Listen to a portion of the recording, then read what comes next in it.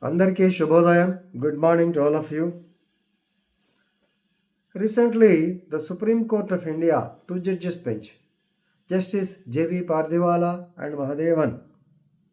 Yes, in the case of Bhudeb Mallick, Bhudev alias Bhudeb, BHUDEB అంటారు కదా north India వాళ్ళు, Bhudev Mallick versus Ranajit Ghoshal and others in civil appeal number 2248 by 2025, decided on 17th January 2025, held that imprisonment of JDR is a drastic step, but of course he has willfully neglected to perform his part of obligation in the execution or in the enforcement of the judgment or while the course of injunction order. Definitely, here it is a case of the IP, execution EP. Definitely, he is liable to be put inside, so that he knows he has to pay for the mischief he has done. No doubt, you all know that civil law is there. Civil law, it is the total concept of the civil law is ubi jus ibi remedium. Ubi jus ibi remedium. Law of torts same. Law of torts kuda ade cheppanu. Ubi jus ibi remedium means where any wrong is done, you have got a right to claim the so-called liability or compensation. You can get compensation. Normally, law of torts lo meeku ide chepparu. Whenever any tort is committed, normally you file a case to get compensated, not to get punishment. So that is the difference between civil law and criminal law. Criminal law mostly punishment ఉంటుంది. Civil law లో compensation maybe exemplary cost కింద రకరకాలు కూడా ఇస్తూ ఉంటారు. కానీ కొన్ని సందర్భాల్లో సెక్షన్ 32 ఆఫ్ ది సిపిసిలో చెప్పాము, సెక్షన్ 58 ఆఫ్ ది సిపిసిలో కూడా అరెస్ట్ కెన్ బి డన్. ఇదేమిటి సివిల్ కేసుల్లో అరెస్ట్ ఇస్తారా, వారెంట్ ఇస్తారా? నార్మల్లీ నో, బట్ ఎక్స్టేనియస్ సర్కమ్స్టాన్సెస్లో 58 అలాగే సెక్షన్ 88 సిపిసి డిస్కస్ చేసినప్పుడు కూడా అరెస్ట్ బిఫోర్ జడ్జ్మెంటు ఇలాంటివి కూడా వస్తూ ఉంటాయి. But it is only extreme step. It can be done. So, Order 21, Rule 32. No doubt it is a drastic step, but please remember, JDR has to realize that it does not pay to defy a decree. ఏం చేసుకోవచ్చు, ఏం వదిలే degree వస్తే మనం అడ్డం తిరిగితే సరిపోదు. ఎందుకంటే ఒక్కసారి ఫైనల్ ఇయర్స్ గుర్తుపెట్టుకోండి, final year students, I told you while discussing the CPC that Order 21లో there are 106 rules. 106 ఉంటాయి. ఈ 106లో ఎక్కడైనా ఏదో ఒక మెలుగు పట్టుకుని ఆ కేసు సిపిసి మొత్తాన్ని తిరగ రాయవచ్చు అని చెప్పాను. అలాగే సెక్షన్ 47 ఆఫ్ ది సిపిసి దాంట్లో కూడా చెప్పాను, the JDR can raise any objection which has to be answered by the so called executing court. ఇట్లా చాలా అడ్వాంటేజ్ తీసుకుంటారు. అందుకని సివిల్ కేసులు లేట్ అవుతాయి. But still the point is regarding the execution of a decree. The judge has ordered the imprisonment of course for 30 days of the JDR. Right. So 1960 the case relates to 1965 title deed case. Right.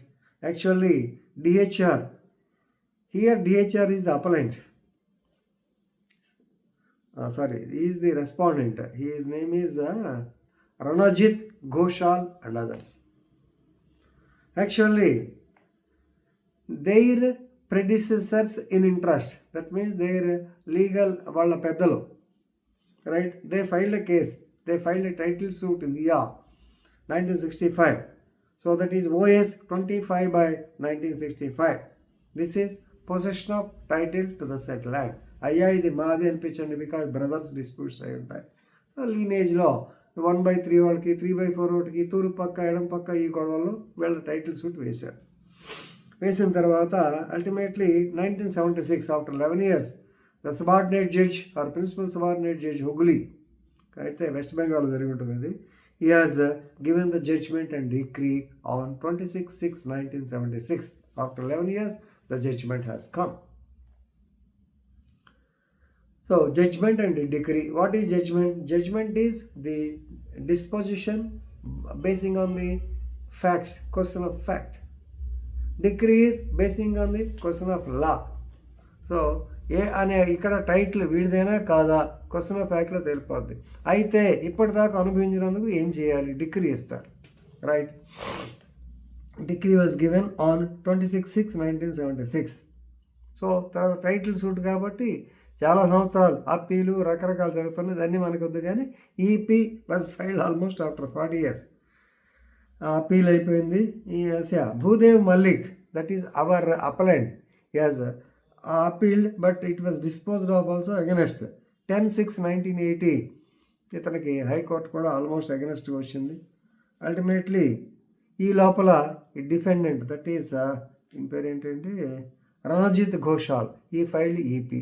ఎన్నాళ్ళు ఉంటాడు? Judgement ఇచ్చిన తర్వాత within 12 years he has to file the EP.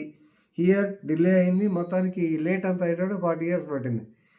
ఆ EP వేసిన తర్వాత EP ఏమని, even though the permanent injunction order, perpetual అంటారు యాక్చువల్గా, టెంపరీ ఇంజంక్షన్ ఆర్డర్ ఉంటుంది, డిస్పోజ్ అయినప్పుడు దాన్ని పర్మనెంట్ చేశాడు ఆయన జడ్జి గారు. వీళ్ళకి ఇస్తూ injunction order was made permanent. Even though the permanent injunction order is there, these people are creating troubles and differences. So they are causing disturbances and they are creating trouble in spite of the so-called permanent injunction. Notices were given to him. మధ్యలో ఒకసారి వచ్చారు, ఒకసారి రాలేదు. Ultimately the court ordered the arrest for 30 days and attachment of the property, section 58 కింద. This is against అని చెప్పి అక్కడ పోసాను. దిస్ ఈజ్ అగెనెస్ట్ అని చెప్పి he has approached the court. Ultimately, Supreme Court also said, no doubt, we note that it is a drastic step, but remember, the respondent or here the appellant has to note that it does not pay to defy a decree. You can't go away with impunity. Please remember. మీ ఇష్టం అడ్డం జరగవచ్చు. ఈ degree ఏం చేస్తారు, ఇక్కడికి వెళ్దాం అక్కడికి వెళ్దాం అంటే మాత్రం కుదరదు. Yes, you can be arrested as a drastic step, as a last step. This is the judgement given by the supreme court. ఇంక ఎవరేం చేయలేరు. కాబట్టి please remember, even though it is supreme court, even though you can go step by step to higher courts, when you go to supreme court, that is the law of the land. You can be arrested. You have to get a lesson from this. అందుకని ఏం చెప్పలేదు. Okay, thank you.